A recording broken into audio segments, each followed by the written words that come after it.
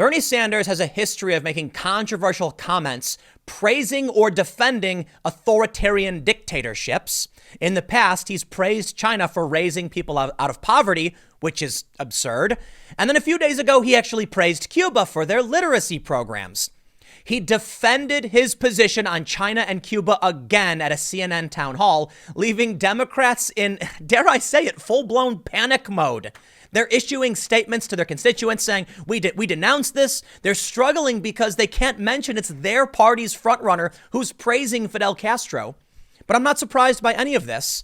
Bernie Sanders staffers were on video. Project Veritas filmed them, and they were talking about putting conservatives in gulags and re-education camps. What's really funny about Bernie Sanders and everything he said is that he is quite literally saying he made the trains run on time. You know that saying referencing Italy in World War II? But Mussolini made the trains run on time. It's a tongue-in-cheek statement making a point about how it doesn't matter what little good thing you can say. Authoritarian dictatorships are bad, period. The funniest thing, though, about what Bernie Sanders is saying is that, for one, when it comes to China raising people out of poverty, you could actually say it's in spite of everything they've done. That if they were an actual capitalist market system, they may have raised more people out of poverty because of the past 100 years, most people, we have now a smaller percentage of people living in global and extreme poverty than ever before. And that's thanks to capitalism. Communism failed and the authoritarian dictatorships all fail. The funny thing about Cuba is that the literacy rate, as far as I can tell, at least from one post, was 76% already. So Bernie thinks he's justified in defending dictatorships, horrifying ones that people flee or are pushed out in exile because a small percentage of the population was taught to read. This is one of the most insane things we've seen yet, mostly because the Democrats in Florida, panic mode doesn't even describe it. I've done so many videos about the panic of the Democrats. Even Nancy Pelosi addressed this the other day saying, oh, everyone thinks we're panicking, but we're not. You are. We're seeing statements released by Florida. Even Menendez in New Jersey, who's the son of Cuban immigrants, is like, this is nuts. Bernie actually saying, in the literal sense, Mussolini made the trains run on time. And now the Democrats know they're going to lose Florida. And Florida is an extremely important swing state. But this is going to ripple everywhere else. Look, the Latinos who live in Florida, many of them escaped Cuba. They've escaped Venezuela, Nicaragua. Many of them came here and found better lives. So you've got people trying to argue that America is so awful. They came here. They're happy. And now the front runner for the Democrats is saying, well, it wasn't all bad. All right. Let me slow down. Let's actually read these stories. And I've got I want to show you some other stuff pertaining to, Bernie bros and the current state of the Democratic Party. Because as you may have, look, let me stop for a second. I've done a ton of videos talking about Democrats freaking out and panicking. And every day I look and I'm like, it's kind of crazy how many times there's been a big story about Democrats freaking out. But I think it's obvious. We're entering primary season. Super Tuesday is really, really close. Bernie Sanders is taking over the party and he's saying insane things. They're going to keep freaking out. And every time they do, I'm going to make a video explaining why they are. But listen, right now in the political world, the Democratic primary is one of the most important things happening. We've got this big fight, this big race. Who's going to win? What ideas will prevail? And the party is in the state of a civil war, and it's getting worse every day. The Florida Democrats know their constituents denounce and detest Castro, and Bernie's praising him. So let's read. Before we get started, as per usual, head over to timcast.com/donate if you'd like to support my work. There's several ways you can give, but the best thing you can do is actually just share this video. As I always say, I hope we can break some echo chambers by having new people be exposed to ideas maybe they've never seen before. But at any rate, this might help the channel grow because YouTube's algorithm is trying to suppress content like mine. So you all sharing this actually overcomes that. The other thing is, statistics, about 30% of people who watch don't subscribe. So if you really do like the channel and want to see more, I implore you, please subscribe, hit the notification bell. Otherwise, YouTube will stop sending my videos to you. And if you don't like the videos, then don't subscribe, don't get them anyway. But if you do, it's one of the things you have to do because YouTube is actively suppressing content like mine. Let's read the story from Politico. Bernie Sanders defends comments on Cuban revolution. Quote, the truth is the truth. Bernie's truth is a very, very strange and horrifying truth, I might add. But let's read. Democratic presidential candidate Bernie Sanders on Monday doubled down on past remarks about Fidel Castro, where he said it was unfair to simply say everything is bad about the communist regime in Cuba. I'm going to say it again. He's quite literally saying he made the trains run on time. That's a tongue-in-cheek comment. But anyway, Politico continues.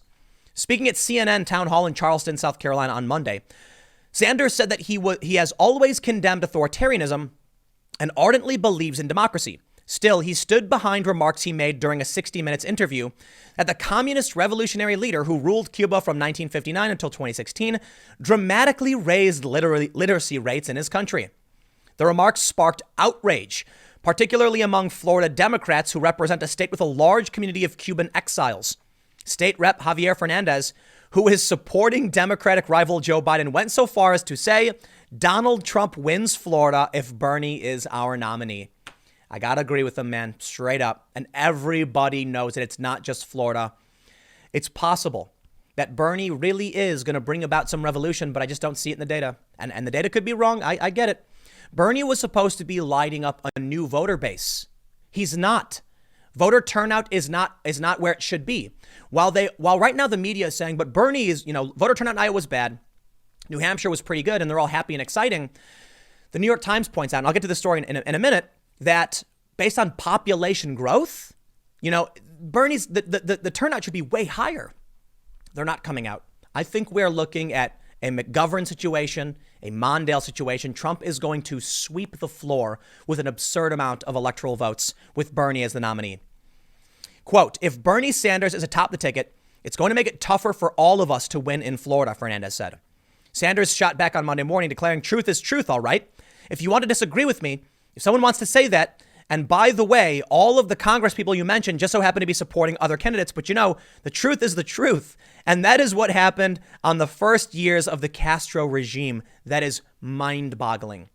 There was one person on Twitter said, I understand you wanted to increase literacy, but have you tried a literacy program before the brutal dictatorship? Which is an excellent point. Look, you can mince words and weasel your way into arguing a positive from literally anything. But of course, authoritarian dictators still feed some people. What are you going to do? Say, well, some people did get access to food. So what? Everybody has access to food already. Implementing an authoritarian dictatorship makes things worse. Sanders added that China is another example of an autocratic dictatorship that has accomplished good things for its people. What? Yep. He said China is an authoritarian country, becoming more and more authoritarian. But can anyone deny the facts are clear that they have taken more and more people out of extreme poverty than any country in history?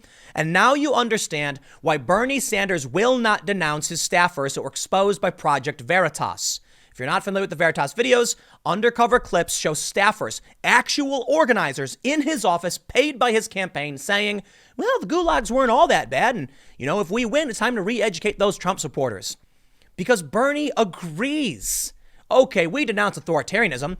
We believe in allowing people to vote their way into a dictatorship. That's basically what he's saying. We put the word democratic in front of dictatorship, and now all of a sudden, it's okay that people are put into this position? No, these things are violent uprisings that upset the actual calm consensus and cooperation. They call it left, but it's barely left. A cooperative system cannot survive with an autocrat running the show, so there's no reason to praise any of the good things they've done. Sanders' remarks on 60 Minutes came as many voters remained concerned about his past refusal to totally condemn Soviet-backed leaders. Sanders has previously argued that Castro has done some good things for his country, including expanding healthcare and education to the poor. Another funny joke I saw was that the Cubans can live in comfort knowing they're able to read the false charges brought against them as they're exiled or imprisoned for life. Is that really the benefit? Is that what you're trying to claim? Hey, we've got great literacy rates in America. Capitalism has lifted more people out of poverty than communism. Why even bother praising them? The people being raised out of poverty in China was in spite of everything, not because of what China was doing. Still, Sanders emphasized Monday that he is adamantly opposed to authoritarian states and their methods of ruling. I don't believe it. I really, really don't. No one should have any praise for these people, but Sanders does. He says, quote, I think teaching people to read and write is a good thing. I have been extremely consistent and critical of all authoritarian regimes all over the world, including Cuba, Nicaragua, including Saudi Arabia, including China, including Russia. I happen to believe in democracy, not authoritarianism. Fellow Democratic candidate Pete Buttigieg, who has criticized Sanders as being polarizing and too far left, expressed dismay at Sanders' comments.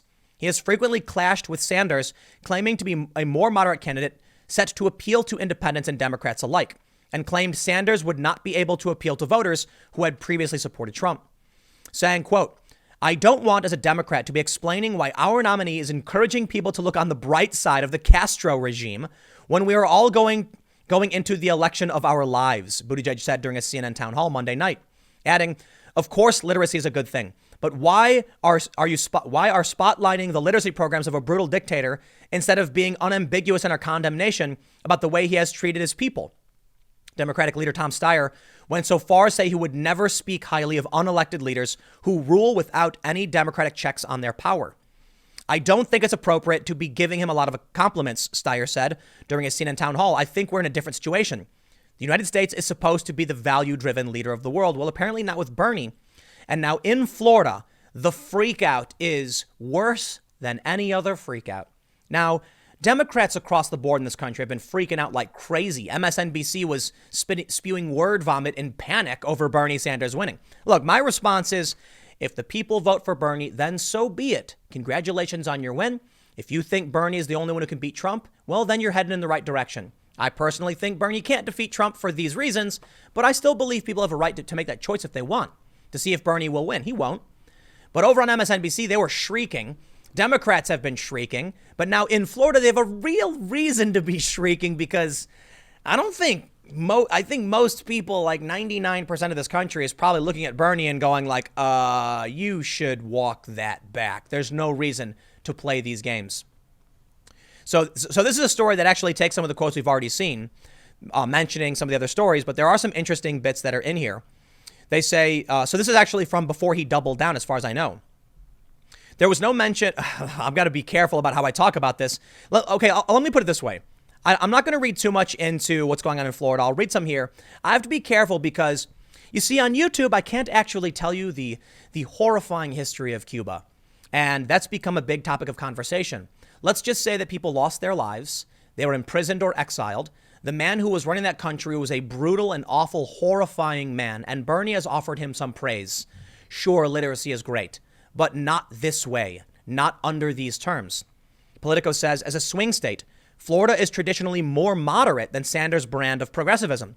No major party candidate nominee here has ever called himself a socialist, nor has one been as critical of Israel, which could be problematic in the March 17 primary because 70% of Florida's estimated 600,000 Jewish voters are Democrats.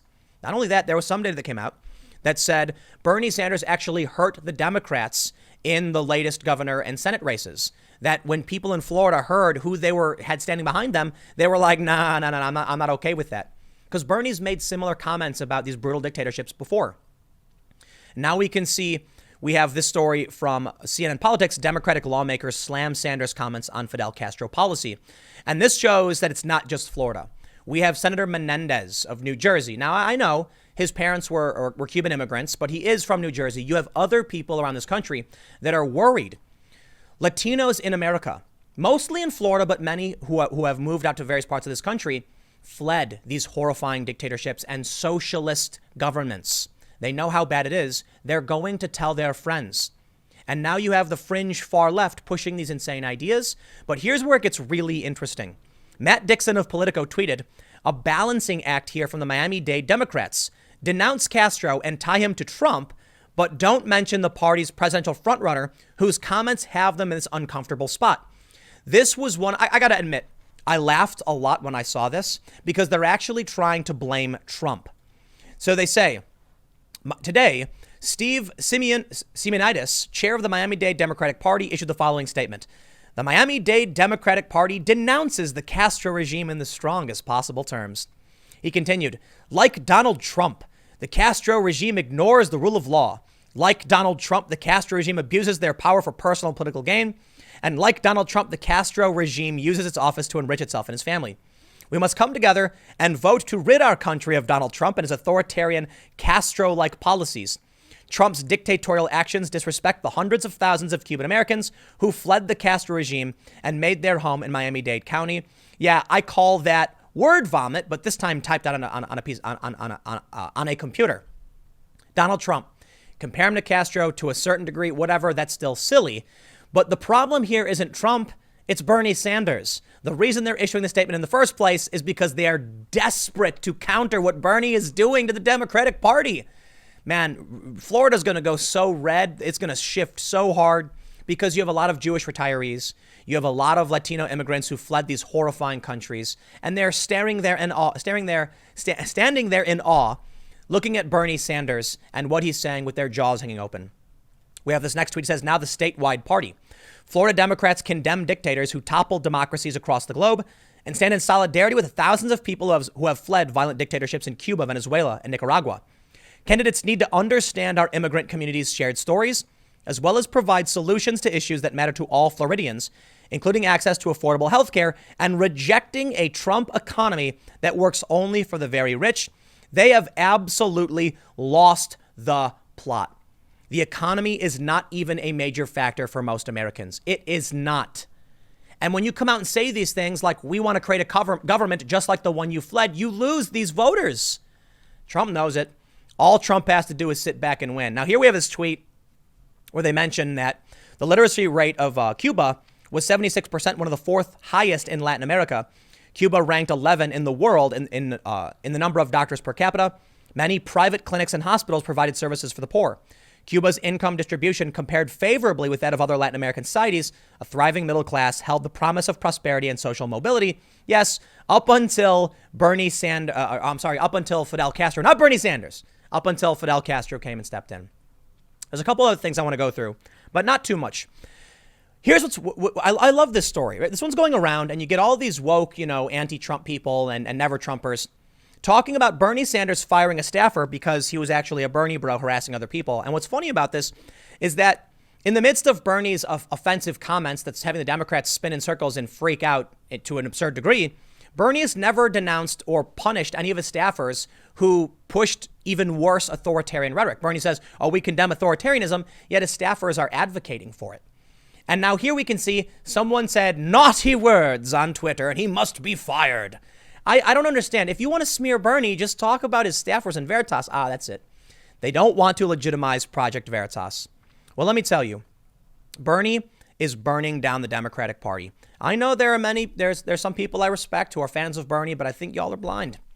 The New York Times reports Sanders says he'll attract a wave of new voters. It hasn't happened. Bernie Sanders has so far prevailed by expanding his appeal among traditional Democratic voters, not by driving record turnout. The turnout is technically down based on population growth. So if you don't compare turnout to Republican turnout, which has been particularly high, is my understanding, for an incumbent president, Trump got nearly 3 times as many votes as some of the past incumbents. I mean, it looks like the Democrats are actually floundering. So let me read a little bit for you. This is very interesting.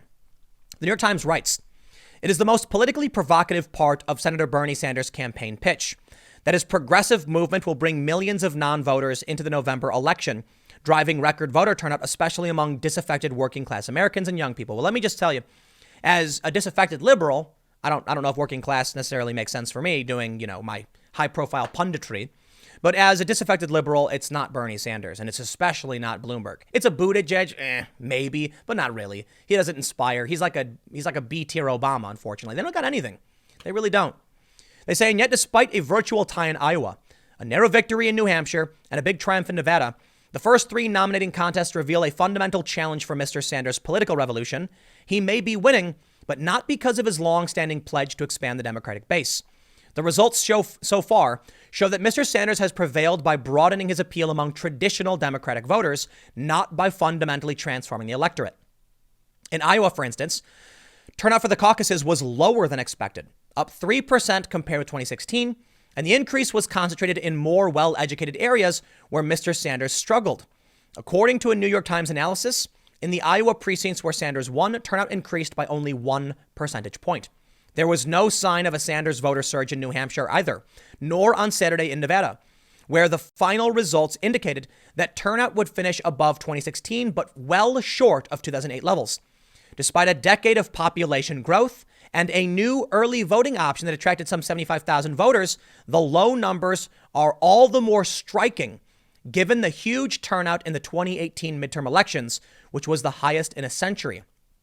There was also no clear evidence across the early states of much greater participation by young people, a typically low turnout group that makes up a core part of Mr. Sanders' base and that he has long said he can motivate to get out to the polls. And Mr. Sanders has struggled to overcome his long-standing weakness in affluent, well-educated suburbs where Democrats excelled in the midterm elections and where many traditionally Republican voters are skeptical about President Trump's performance, meaning they could be up for grabs in November. Because the moderate wing opposing Mr. Sanders, a Vermont liberal, is so fragmented, don't call Bernie Sanders a liberal. That is unfair. Anyway, the lower than hoped for turnout has not slowed his ascent. Sanders' aides point to the simple fact that he has won, finishing atop all 3 states with a coalition of young people, working class voters, and people of color. Hey, that sounds just like, the McGovern situation with Richard Nixon. At least that's what the reports have shown and the history I've read. They wanted to get that progressive coalition, and then Richard Nixon won 49 states. I think was it 49? Well, he won all but one. We'll put it that way. Sanders' aides point to the simple fact he's winning, but many Democrats believe that for a general election, their nominee will need to pull in new voters, including those who sat out in 2016. Even some inside the Sanders campaign expressed concern about the race's initial turnout. I grant that the turnouts aren't at the level that we hope. Representative Ro Khanna of California, one of the campaign's national co-chairs, said before the Nevada caucuses. I hate to do this. I really do. But I'm going to have to go ahead and agree with Jonathan Chait. Now, this is a crazy guy who thinks crazy things about Russia and crazy Trump, thinking that Trump was working. He argued that Trump may have been an asset of the Russians since the 80s. But he writes for The Intelligencer, New York Mag, if Democrats aren't terrified of Bernie, they're not paying attention. Now, I don't need to necessarily get into everything he says, but the fact remains that he's right. I mean, Bernie Sanders' comments about these brutal dictatorships should be disqualifying and alone. And let me just explain something to all of you. Bernie Sanders is kind of like an anti-Trump. Donald Trump refuses to apologize. He insults people. What is the story? Check this one out. Donald Trump jokes about calling women fat pigs and dogs and says only Rosie O'Donnell. This is a story from 2015. Trump is a rude guy. He's a rude dude. And he said, you know what? This country's too politically correct. Bernie Sanders, on the other hand, apologizes to Joe Biden after one of his own surrogates says Biden has a corruption problem. Bernie apologizes, bends the knee, backs down, won't get angry, has no spine, and his entire platform is a negative economic approach. I'll explain. Donald Trump talks about bolstering the American working class, bringing back jobs, getting better trade agreements. All of those are an explanation of how he plans to create wealth. Bernie Sanders' entire position is about redistributing wealth, a net negative proposal. So if you take their proposals at face value, Bernie is saying what already exists will be taken and moved, where Trump says we plan to create more, a positive message versus a negative message on the economy. I'm not saying either is necessarily right or wrong. I'm saying Trump is talking about creating wealth. Bernie is talking about taking it. And many Democrats have actually criticized the Democratic Party for constantly doing this. Instead of talking about how to make people's lives more prosperous, all they do is talk about redistributing other people's prosperity back to them. So let me ask you something. If someone came to you and said, I'm going to steal someone else's money and give it to you, and someone else says, I'm going to teach you how to be rich, which one would people be likely to pick? I honestly don't know. They're both easy paths towards making money. You could argue the Democratic message is lazy. Oh, it's easy. I snap my fingers. You give me stuff. And the Republican message is hard. I have to work for it. At the same time, taking from other people might be morally or ethically wrong. And some people might say, I'd rather have an honest living and work for myself. Over the past 4 years under Donald Trump, the economy has been bolstered. Unemployment is at record lows. People seem to be pretty satisfied and no longer, they're not concerned about the economy at all. Only 10% in a Gallup poll said the economy was the worst issue. So here comes Bernie Sanders, straight up saying there were good things in these regimes, saying, I will take this from you, who has staffers who say, we'll put you in camps. Whether or not any of it's legit or not, Bernie Sanders is running a horrifyingly negative, angry campaign. It's full of rage and resentment. It's not talking about a new, bright future. I hate to say it, but Donald Trump is the one who's talking about the Artemis project and going to the moon and then going to Mars. And when Trump talked about the moon to Mars mission, people in the media ridiculed him for it. Is that the message we really want for hope and prosperity? Do we want to expand the quality of life through new technologies, travel to the stars? I kind of do. And it's strange for me to say it, but that's not coming from the progressives with a hopeful future because they don't have one. It's coming from the weird jerk, Donald Trump. He's the one who's talking about real opportunity, but he's kind of a nasty dude. And so there's the big conundrum for the American voters. Who do you think they will pick? The guy defending brutal dictatorships, who says he wants to take from many people, who has very, very scary and fringe opinion, his very, very scary staff members with fringe opinions, or the rude, nasty dude, Donald Trump, who doesn't care, but has 4 years of a good economy behind him? I guess we'll see. I certainly think it's going to be Donald Trump. Maybe Bernie Sanders won't get the nomination. I don't know. We're still a couple months out. Stick around. Next segment's coming up at 6 p.m. youtube.com/TimCastNews. Thanks for hanging out, and I will see you all then.